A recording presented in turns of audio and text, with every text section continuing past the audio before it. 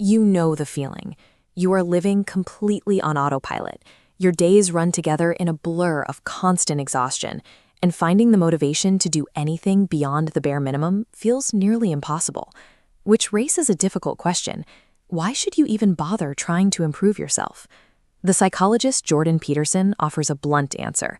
You don't get your act together to become a billionaire by next month. You do it so you stop suffering any more stupidly or needlessly than you have to. That stupid suffering usually lives inside your mundane daily routines, the quiet habits you repeat every single day, which actually dictate over 50% of your entire life.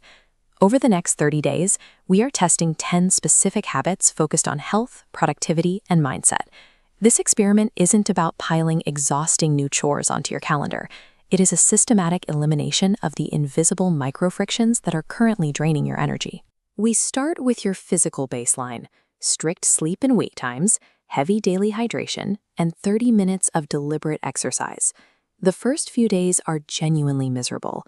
When you try to force an exhausted body to drink water and adhere to a strict bedtime, your nervous system fights the routine. But right around the end of week 1, the resistance drops. Your body stops fighting the schedule and starts to crave the structure. The 30-minute exercise requirement serves as a daily proof that you can execute difficult tasks regardless of how you feel. It is a way of training the brain to prioritize discipline over aesthetics. A functional, healthy body provides the stable foundation necessary to handle the more complex psychological adjustments that follow. Next, we address how you manage your time. The focus here is working in short, intense intervals, like the Pomodoro technique, and committing strictly to single tasking. This timeline visualizes a typical workday. When you break focus to check a quick message, you create attention residue. Your brain spends the next 23 minutes still partially thinking about that distraction. The Japanese call these hidden drains jikan dorobo, or time thieves. Looking at the far left of this chart, we see the first 3 hours after waking up. The Japanese refer to this as ichiban. By tackling your hardest task immediately, you capitalize on the natural spike in cortisol that gives your brain peak alertness.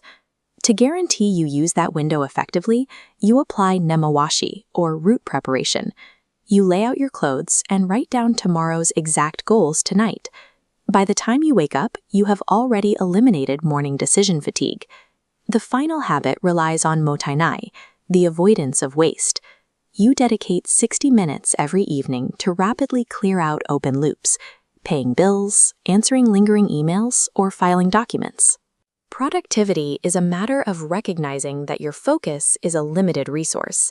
You succeed by ruthlessly protecting your brain's energy from constant decision-making and unfinished background tasks. Finally, we target your internal mindset.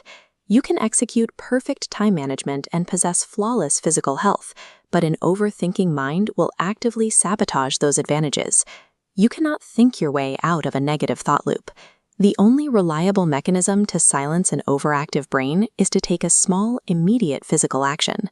You build an immunity to overthinking by deliberately stepping out of your comfort zone every day. Initiating a brief conversation with a stranger trains your nervous system to survive discomfort without panic. You also have to stop over-apologizing. Saying sorry for simply taking up space or for holding a different opinion slowly erodes your own sense of self-worth. Dressing neatly and pulling your shoulders back isn't vanity. Opening your body language and putting intent into your appearance sends a direct physical signal to your own brain that you hold value. Confidence is a physical habit. You construct it over time through repeated exposure to minor discomfort and intentional posture. This brings us back to Peterson's core observation. You see what you aim at. When you commit to a genuine aim for 30 days, your brain begins to filter your environment differently. It makes the specific opportunities that lead to your goal visible, while the background distractions begin to fade. You won't find a brand new, perfect person at the end of these 30 days. You simply find the version of yourself no longer dragged down by self-imposed friction. Pick just one of these habits, aim at it today, and stop suffering stupidly.